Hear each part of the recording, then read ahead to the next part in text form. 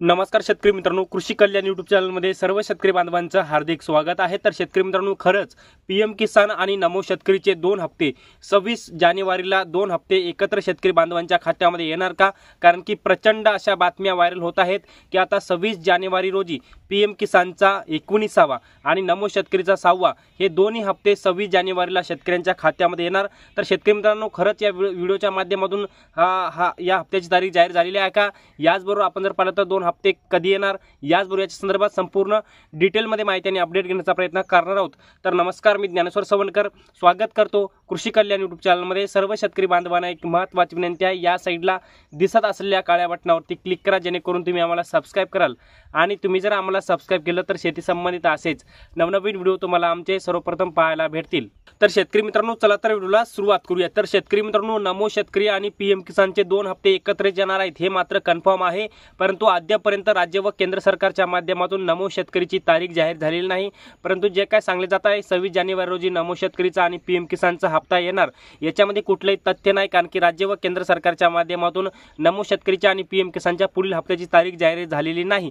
परंतु आता बऱ्याचशा शेतकऱ्यांच्या माध्यमातून एक प्रश्न विचारला जातोय, तो म्हणजे नमो शेतकरीचा आणि पीएम किसानचा हे 2 हप्ते एकत्र येणार का? तर याचं उत्तर आहे हो। नमो शेतकरीचा 6वा आणि पीएम किसानचा 19वा हे 2 हप्ते राज्य सरकारच्या माध्यमातून आणि केंद्र सरकारच्या माध्यमातून एकत्र शेतकऱ्यांच्या खात्यामध्ये येणार आहेत। याचबरोबर दुसरा प्रश्न विचारला जात होता की पीएम किसानच्या योजनेच्या निधीमध्ये वाढ होणार का? तर याचं जर सांगायचं झालं याच्याबद्दल, तर नमो शेतकरीच्या आणि पीएम किसानच्या या दोन्ही योजनेच्या निधीमध्ये वाढ होण्याची शक्यता आहे, कारण की केंद्र सरकारला जे काही पीएम किसान योजनेचं जे काही वाढीव निधीचं जे काही आहे ते पाठवण्यात आलेलं आहे।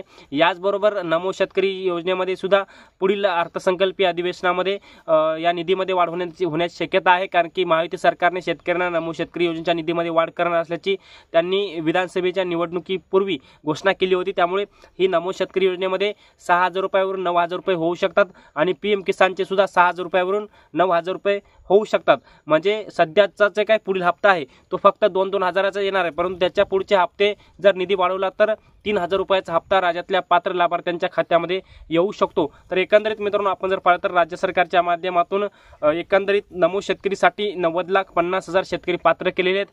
याचबरोबर पीएम किसानसाठी सुद्धा 90,50,000 शेतकरी पात्र केलेले आहेत आणि एकंदरीत नमो शेतकरी आणि पीएम किसानसाठी जवळपास 90,50,000 शेतकऱ्यांना याचा लाभ भेटणार आहे। आणि एकंदरीत आपण जर पाहिलं तर नवीन शासनाच्या माध्यमातून डॉक्युमेंट शेतकऱ्यांना काढायला सांगितलं जात आहे, ते म्हणजे फार्मर आयडी म्हणजे शेतकरी विशिष्ट ओळखपत्र। आणि शेतकरी विशिष्ट ओळखपत्र म्हणजे काय, याचे थोडक्यात आढावा आपण या व्हिडिओच्या माध्यमातून घेण्याचा प्रयत्न करूया। तर शेतकरी मित्रांनो, तुम्ही जर शेतकरी विशिष्ट ओळखपत्र म्हणजे फार्मर आयडी जर काढला नाही, तर तुम्हाला पुढचे जे काही येणारे नमो शेतकरीचे हप्ते आहेत, पीएम किसानचे हप्ते आहेत, ते तुमचे सर्व बंद पडणार आहेत, कारण की चुकीच्या पद्धतीने काही लोक या योजनेमध्ये सहभागी होऊन लाभ घेत आहेत। त्यामुळे ओरिजिनल शेतकऱ्याचा लाभ भेटत नाही। त्यामुळे फार्मर आयडी म्हणजे शेतकरी विशिष्ट ओळखपत्र काढल्याने ओरिजिनल शेतकरी ओळखले जातील आणि त्यांना मात्र व्यवस्थित लाभ दिला जाईल।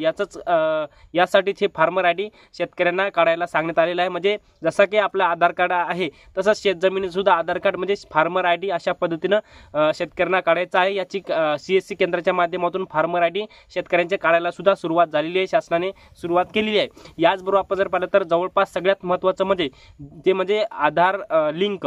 तुमच्या जर आधारला बँक खातं लिंक नसेल तर लवकरात लवकर करून घ्या। याचबरोबर तुमचा लँडचा प्रॉब्लेम असेल तो सुद्धा तुम्ही दुरुस्त लवकरात लवकर करून घ्या। याचबरोबर पीएम किसानची केवायसी अद्याप देखील जर तुम्ही केलेली नसेल तर लवकरात लवकर पीएम किसानची केवायसी देखील तुम्ही करा, जेणेकरून तुम्हाला नमो शेतकरी आणि पीएम किसानच्या पुढील योजनेमध्ये पुढील हप्त्यामध्ये पुढील हप्ता येण्यासाठी हे कोणतेही अडथळे येऊ नये। त्यामुळे हे तुम्हाला करणं अत्यंत गरजेचं आहे आणि बंधनकारक आहे। तर शेतकरी मित्रांनो, आपण या व्हिडिओच्या माध्यमातून नमो शेतकरी आणि पीएम किसानच्या योजनेसंदर्भात महत्त्वाचा अपडेट घेण्याचा प्रयत्न केलेला आहे। आता जवळपास पाहिलं तर जवळपास नमो शेतकरीचा आणि पीएम किसानचा पुढील हप्ता फेब्रुवारीमध्ये येण्याची शक्यता आहे, कारण की सध्या दिल्ली विधानसभेच्या निवडणुका आहेत आणि दिल्ली विधानसभेच्या निवडणुका संपल्यावर या निधीचं वितरण होऊ शकतं, म्हणजेच फेब्रुवारी महिन्यामध्ये वितरण होऊ शकतं। असेच नवनवीन व्हिडिओ पाहण्याकरता आमच्या चॅनलला नक्की सबस्क्राइब करा। धन्यवाद।